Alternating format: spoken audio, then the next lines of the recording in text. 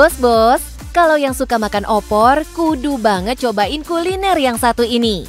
Yang bikin spesial, opornya menggunakan susu sebagai pengganti santan loh bos.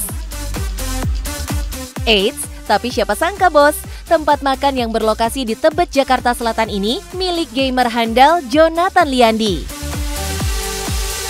Halo bos, gue Jonathan Liandi dan kalian tadi udah lihat opor susu legendaris pastinya di cabang Tebet. Jangan lupa cobain kan, karena udah kelihatan enak banget dan pasti penasaran kan? Jangan kemana-mana, tetap di Cuan bos.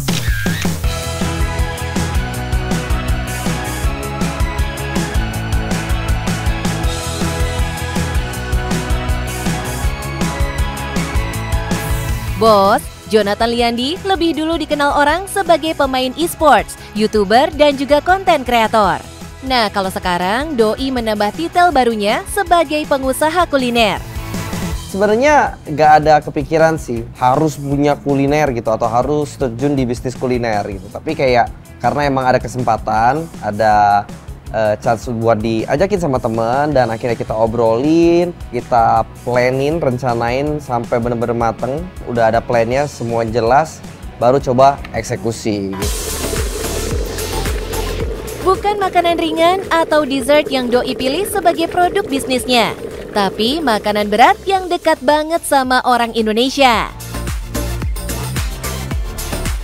Ini resep dari teman gua, jadi kan emang kita joinan sama teman-teman dan dia yang ngidein untuk jualan opor, bikin opor, tapi pakai susu. Awalnya gue juga lumayan kaget lah, kayak, hah, opor susu apaan gitu loh. Terus ternyata pas cobain ya enak, terus enak banget dan kita pede karena membawa warna baru di kuliner Nusantara asli gitu kan. Tapi emang kita modif sedikit dan mungkin lebih light lah ya, karena kan kebanyakan mungkin orang-orang sekarang juga lebih perhatiin kesehatan, gak mau makan santan. Warna baru di perkulineran ini berhasil bikin orang penasaran bos. Cuan berdatangan dan gak lama Doi berhasil buka cabang barunya di Tebet, Jakarta Selatan. Tantangan jelas selalu ada kan bos? Tantangannya gimana caranya kita bisa ngenalin, bisa kayak ngasih produk knowledge-nya. Dan kebetulan kita kebantu banget sama platform sosial media sekarang, dimana pas pertama kali buka yang di cabang pertama Cibulan lumayan viral, jadi banyak banget yang cobain. Walaupun itu mungkin menjadi pedang bermata dua ya, karena kalau misalnya ternyata rasanya kurang atau nggak cocok ya orang jadi kayak lihatnya apa nih, viral doang gitu, tapi ternyata banyak yang suka gitu. Dan dari situ mungkin ya kita lebih ke sekarang menjaga konsistensi sih. Bagi pengunjung yang penasaran dengan rasa sajian opor susu, restoran ini buka dari pukul 10 pagi sampai 10 malam. Sebagai menu utama, ada opor kuah susu dengan pilihan daging ayam dan sapi. Biasanya gue selalu tanya tuh lebih demen ayam atau daging. Karena kita ada dua kan, ada ayam sama ada daging. Biasanya kan orang opor ayam, ya udah opor ayam aja. Nah ini legendaris itu ada potongan ayam asapnya itu yang menambah cita rasa. Kalau apalagi buat teman-teman yang demen rasa smoky. Terus sama ada menu baru kita juga yang mungkin baru beberapa bulan lalu kita keluarin, itu dadar siram. Soal harga, opor susu legendaris ini terjangkau banget bos. Mulai dari Rp25.000 saja. Bos, sebagai pendatang baru di bisnis kuliner, Jonathan terus belajar kelola bisnisnya supaya restonya terus rame. Gak cuma karena viral sesaat. Paling kalau plan kita ada tetap, cuma emang kita nggak yang sampai agresif banget dan impulsif banget. Jadi kita lebih ke slow aja. Jadi emang lebih ke maintain dari segi quality dulu. Dan kita coba, ini juga cabang kedua kita kan, belum sampai 1 tahun. Cabang pertama yang bentar lagi 1 tahun. Jadi kayak kita lihat juga kayak growingnya, perkembangannya, apakah emang memungkinkan untuk kita bikin cabang baru lagi gitu. Jadi tetap ada plan, tapi kita eksekusinya emang ya slow aja. Nah bos, poinnya tetap menjaga kualitas produk dan terus berinovasi dengan menu-menu baru ya. Balik lagi bahwa rasa tetap menjadi nomor wahid dan otomatis pelanggan puas dan balik lagi.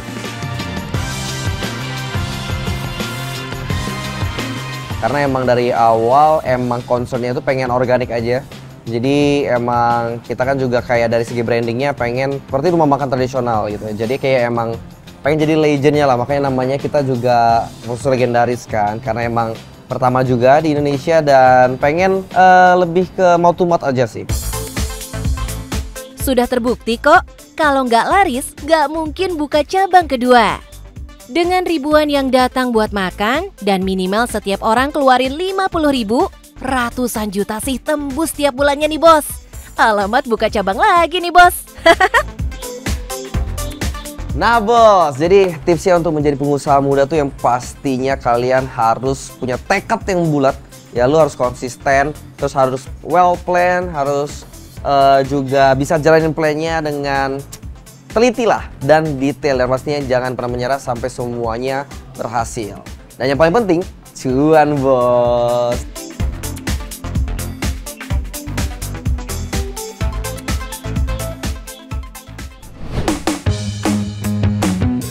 Bos, buat kamu yang ekstrovert dan doyan nongkrong, ada peluang usaha baru yang lagi menjamur di berbagai kota.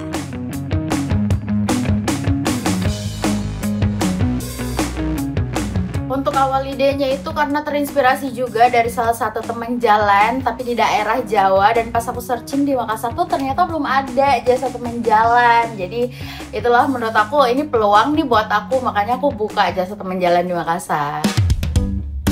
Kak Ulan dari Makassar ini nyulap kebiasaan nongkrongnya jadi bisnis jasa penghasil cuan. Doi dibayar cuma buat nemenin orang jalan loh bos. Untuk seberapa cuannya di bulan pertama aku buka itu cuman sekitar 6 juta, tapi karena udah lumayan viral di bulan kedua dan ketiga itu aku udah nembus sekitar 13-15 juta sebulan. Tapi bukan cuma perempuan saja yang main di bidang ini. Versi laki-lakinya juga ada bos. Dan base-nya di Jabodetabek loh. Halo bos, saya David. Sekarang saya lagi punya usaha gue temenin jalan. Gue temenin jalan itu jasa yang gue bikin untuk nemenin kalian. Entah mau sekedar ngopi, jalan-jalan, itu tujuannya. Dan banyak tujuan-tujuan lain yang ada di jasa gue temenin jalan ini. Mau tahu gimana keseruannya? Tetap di Cuan, bos.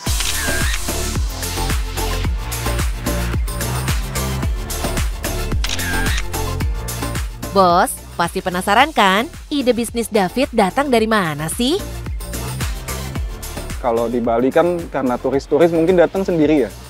Jadi, oke, aku bikin agak nyeleneh sekalian, kayak nggak cuma wisata tapi bisa untuk teman kondangan, jalan-jalan. Ternyata ada juga yang, Kak, coba ke rumah sakit, itu banyak yang butuh loh. Dan wah ya udah, dibikin banyak pilihan sekalian. Dan menariknya, permintaan yang datang tuh bukan yang rumit-rumit. Justru hal-hal simpel yang sering kita anggap sepele. Artinya, yang dibeli bukan jasanya, tapi rasa ditemani. Ini yang bikin model usaha kayak gini relevan. Karena nggak semua orang punya teman yang bisa selalu diajak jalan. Tapi semua orang butuh ditemenin. Awal mulanya malah nggak nyangka aku share di Thread dan boom. Jadi mungkin seramai sekarang karena Thread dan Instagram itu baru aku coba lebarin ke TikTok. Dan ternyata work juga. Lumayan peminatnya sekarang ternyata. Bukan iklan yang bikin usahanya naik, tapi rasa penasaran netizen. Sekali konsepnya relate, algoritma bantu dorong dan jasanya David bukan cuma dijual tapi dibicarakan. Dari aku ke klien, mungkin dia bisa, aku screeningnya dari data diri yang dia kasih. Seenggaknya medsos atau fotonya jelas. Karena kalau foto pun nggak ada dan medsosnya nggak ada fotonya atau private, aku juga nggak berani ngambil.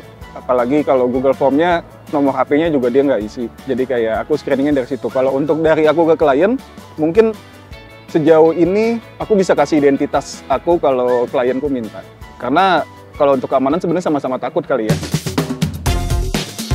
Di bisnis jasa yang melibatkan pertemuan langsung, kepercayaan adalah modal utama. Screening identitas bukan sekedar prosedur, Tapi cara bikin klien dan penyedia jasa sama-sama aman. Karena kalau sekali saja kasusnya melenceng, bisnis model kayak gini bisa hilang kepercayaan dalam semalam, bos. Untuk pembayaran, aku pasang DP 100.000 dan penyelesaiannya ntar sisanya 50.000. Dan kalau DP klien yang cancel itu kena charge 50%, dan sedangkan kalau aku yang tiba-tiba ada kendala itu 100% DP kembali. Kalau untuk fee-nya sendiri itu di harga 150.000 per 8 jam plus sejam. Plus sejamnya itu nggak dihitung perjalanan. Jadi mulai waktu dihitung ketika kita mulai ketemu, dan kendala-kendala di jalan ya aku kasih free sejam. Untuk kayak makan, bensin, minum itu klienku yang nanggung. Dan tapi bisa diomongin di awal, misalnya klienku, "Kak, ntar budget untuk kita jalan hari ini segini ya." Oh, nggak masalah, jadi nggak ngeberatin klienku.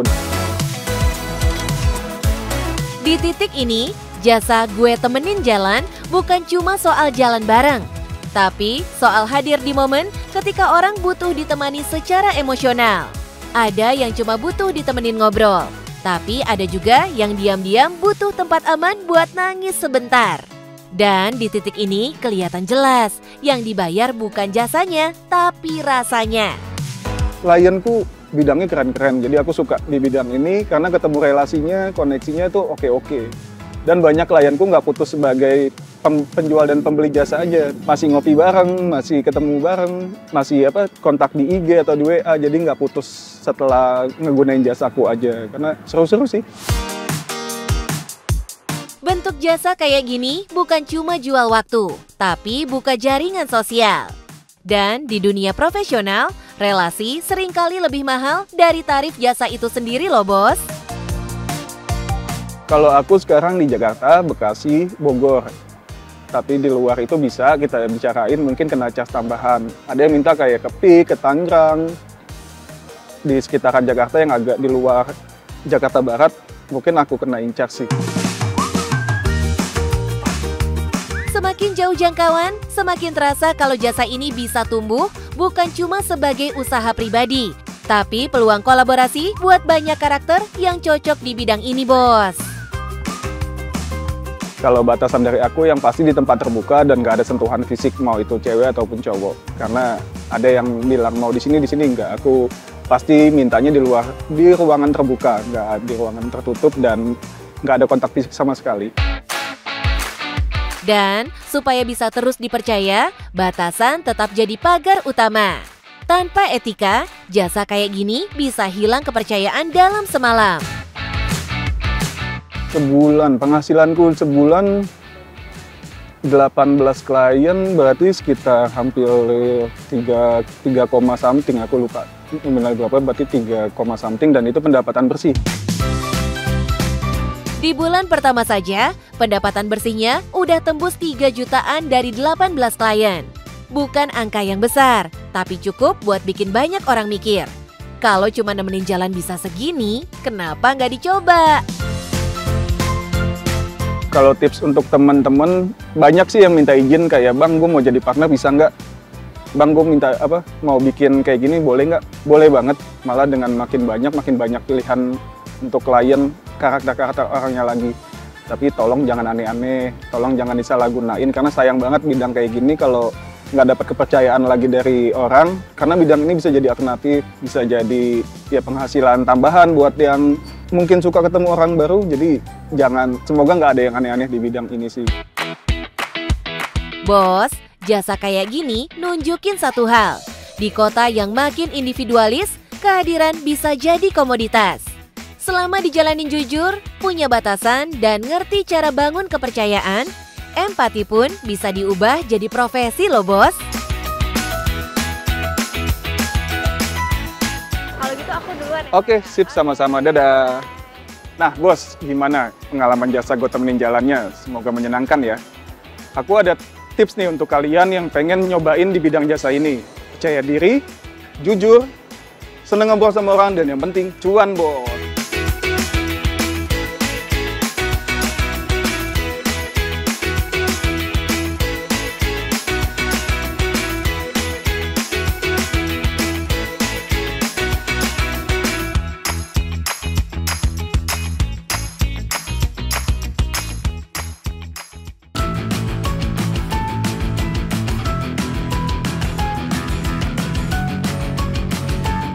Bos, tahu dong ini daun apa? Yap, kelor. Ukuran daunnya sih boleh kecil, tapi siapa sangka kalau dibisnisin hasil cuannya fantastis loh bos. Pasarnya nggak main-main bos, diburu pasar global yang paham banget sama khasiat daun kelor. Halo bos, saya Aki Dudi dari Moringa Organik Indonesia. Aki sudah merubah kelor menjadi banyak sekali produk dan Aki kirim ke Eropa, ke Amerika, dan terutama di Asia juga. Penasaran bagaimana cuannya? Tetap di Cuan Bos.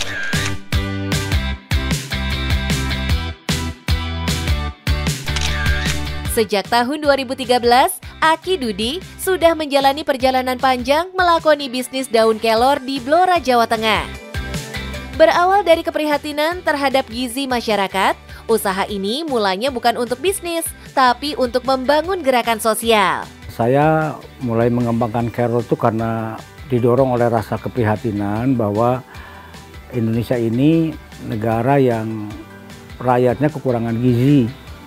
Nah, sehingga pada waktu itu saya melihat bahwa kelor di banyak negara, terutama di Afrika, digunakan untuk mengatasi malnutrisi. Dan saya mencobanya untuk mengaplikasikannya di desa-desa di sekitar hutan, agar mereka menanam dan mengkonsumsi daun kelor. Tapi bos, nggak disangka sikap idealis itu mendatangkan respon tak terduga. Bukan dari masyarakat kecil yang ingin dibantu, melainkan dari kalangan yang sudah sadar kesehatan dan membutuhkan produk berkualitas. Nah, dalam perjalanannya, ternyata yang banyak merespon itu justru kalangan menengah ke atas. Ya, mereka yang sudah mengetahui tentang khasiat dan manfaat kelor di negara-negara Eropa, terutama di Amerika. Nah, mereka mengetahui saya mengembangkan kelor, kemudian meminta produk-produknya. Dari situ kemudian muncul jual beli lah, transaksi seperti itu, walaupun pada awalnya juga tidak ditujukan untuk itu. Permintaan yang terus naik membawa Aki Dudi ke pasar dunia. Tahun 2015, produk kelor buatannya mulai dilirik pasar global. Pada tahun 2015 itu ada simposium Moringa sedunia di Filipina. Nah, saya ikut ke sana membawa produk yang sudah saya buat, dan itu membuat mereka kaget dengan kandungan nutrisi yang saya miliki. Sehingga banyak dari mereka datang untuk melihat bagaimana sih saya mengolah kelor ini sehingga memiliki kandungan nutrisi yang menurut mereka tinggi. Nah, dari sebuah gerakan sosial, akhirnya usaha Kang Dudi pun beralih jadi bisnis serius. Permintaan dari luar negeri membuatnya harus membedakan mana aksi sosial dan mana yang benar-benar berorientasi bisnis. Nah, karena itu sudah ekspor ya, jadi kami harus juga memiliki perusahaan yang benar-benar fokus di bisnis. Makanya lahirlah PT Moringa Organik Indonesia. Jadi agar terpisah mana yang gerakan sosial kami dan mana yang khusus menangani penjualan atau bisnisnya. Menariknya, di Indonesia sendiri, daun kelor dulu dianggap mistis dan hanya dipakai untuk hal-hal spiritual. Padahal, di dunia internasional, kelor justru dipuji sebagai suplemen alami yang kaya nutrisi. Adapun yang sudah memanfaatkannya sebagai sayur, ya hanya sekedar sayur saja tanpa mengetahui kandungan isi kelornya itu seperti apa. Padahal faktanya kelor itu mengandung 18 asam amino. Ya, seluruh asam amino itu ada di dalam kelor, terutama seluruh asam amino esensial yang tidak bisa dibikin oleh tubuh. Nah, itu yang membuat tubuh bangkit kembali kemampuan untuk menyembuhkan dirinya sendiri. Nah, bos, seiring waktu ketika pasar global mulai melirik keunggulan ini, minat masyarakat dalam negeri pun berubah. Dengan ketertarikan orang asing, lama-kelamaan kelor mulai diterima juga di tanah air. Petani dan pelaku usaha dari berbagai daerah mulai datang belajar langsung ke Aki Dudi. Mereka ingin tahu bagaimana proses olah yang tepat agar kelor tetap terjaga nutrisinya dan diterima pasar internasional. Termasuk juga teman-teman dari daerah lain, dari Aceh sampai dari NTT, terutama di Sulawesi banyak, di Kalimantan, yang mereka sudah mengetahui pasarnya, tapi tidak tahu bagaimana membuatnya. Nah, mereka datang ke sini dan saya jelaskan bagaimana sih membuat produk kelor yang kualitasnya benar-benar dijaga dan kandungan nutrisinya tidak banyak yang hilang dalam proses. Bos, dari sini jelas banget, bisnis kelor gak cuma jualan daun biasa. Lewat tangan Aki Dudi, kelor diolah jadi lebih bermacam-macam produk. Kalau produk kita ada hampir 150 produk ya, mencakup golongan food, makanan minuman, feed, itu pakan ternak, fertilizer untuk pupuk juga. Dalam bisnis F&B, kualitas itu bisa jadi senjata utama untuk bertahan di pasar global. Konsumen Eropa dan Amerika gak pernah asal beli produk herbal tanpa melihat standar olah dan kandungannya loh. Nah, untuk skala industri ada standar ketat yang gak bisa ditawar. Proses pengeringannya harus dijaga pada suhu maksimal 35 derajat Celcius. Kalau kita mengolahnya misalnya dengan dijemur matahari, kemudian tidak dicuci dengan air ozon sehingga kandungan bakterinya masih banyak, terus pengeringannya juga tidak dengan perlakuan khusus untuk mempertahankan nutrisinya. Nah, ketika jadi produk dibeli oleh konsumen tidak merasakan manfaatnya, maka dia tidak beli lagi. Rahasianya ada di sini, metode khusus yang mengunci nutrisi. Hasilnya, produk tetap berkualitas dan dihargai sampai pasar internasional. Tantangan saya bagaimana menjadikan kelor ini pangan fungsional. Dia pangan, tapi juga memberikan manfaat di luar manfaat pangan itu sendiri. Jadi kalau kelor itu bagusnya gini Mbak, stoknya itu udah ada di kebun. Jadi bukan kami bikin kemudian stok di gudang. Kenapa bisa ada di kebun? Karena prosesnya hanya memerlukan 1 hari saja. Kami tidak pernah menyetok di gudang. Kenapa? Kalau nyetok di gudang juga nanti akan terjadi degradasi nutrisinya, kualitasnya akan turun.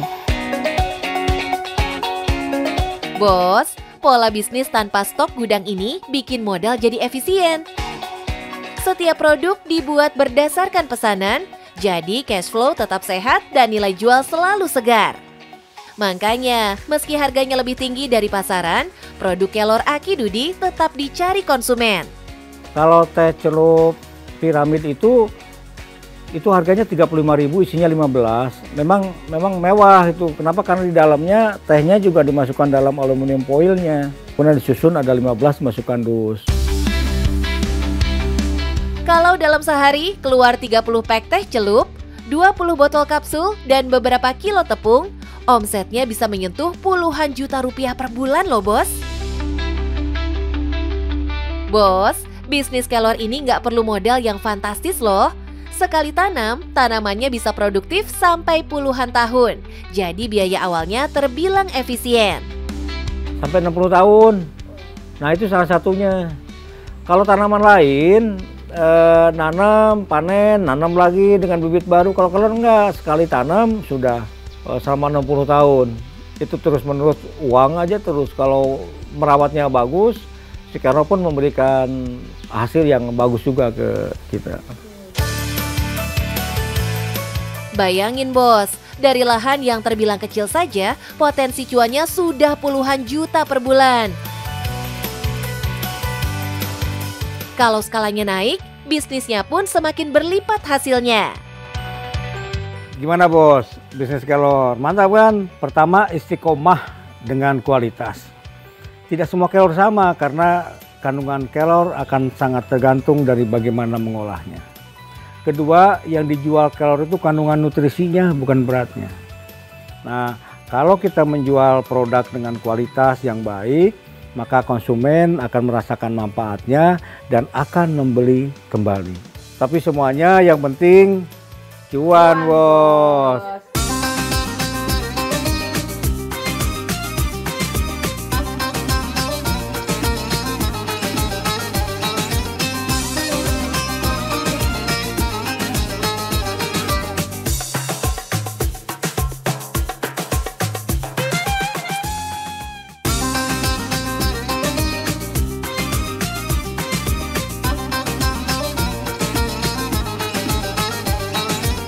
Selamat datang di Pasar Senggol 2025.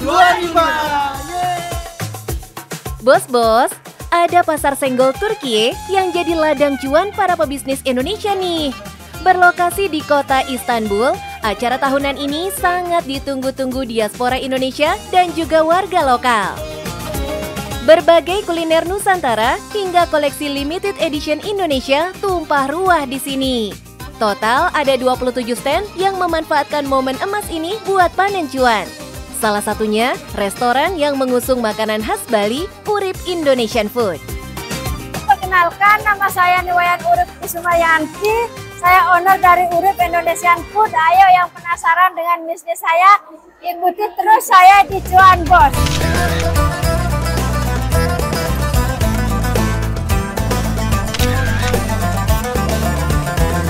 Bos, ini dia Mbok Urip, pemilik resto makanan Bali di kota Istanbul. Sejak 2022, Doi dengan gigih merintis usaha kulinernya. Mbok Urip yang asli Bali ini berhasil kasih warna restoran Indonesia yang ada di Turki, bos.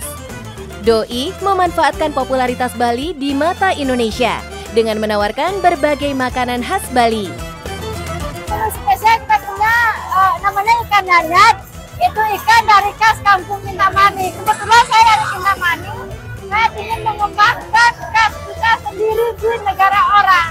Aku ingin semua orang mengenal tentang tradisi makanan kita. Itu ikan nyanyat. Ada dua menu. Satu ikan nyanyat.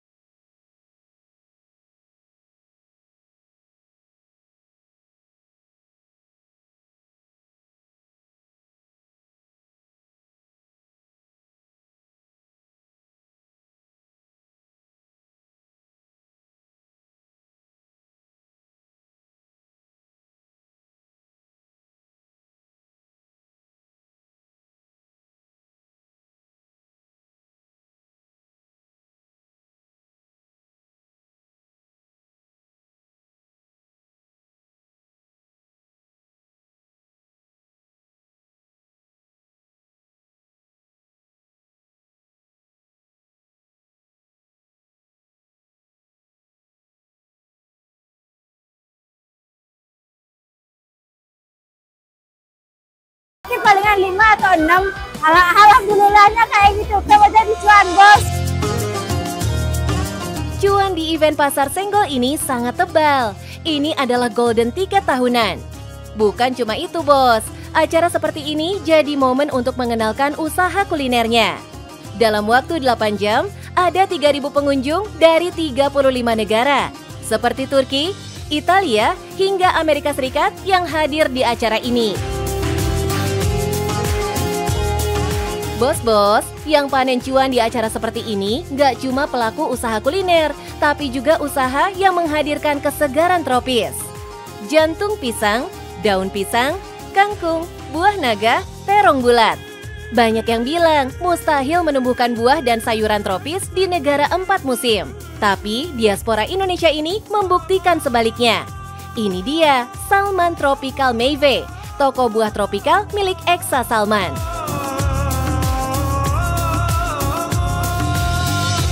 Merhaba, halo, saya Eksa Salman, selaku owner dari Tropical Meyve, Tropical Fruit ya, dari Gazipasa, Antalya. Kalau mau tahu selanjutnya tentang bisnis saya, tetap di Cuan Bos.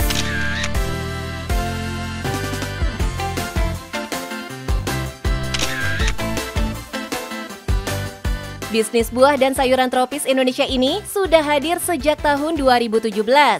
Dan yang paling bikin bangga, Eksa menanam dan memanen buahnya langsung di Turki, tepatnya di kota Antalya.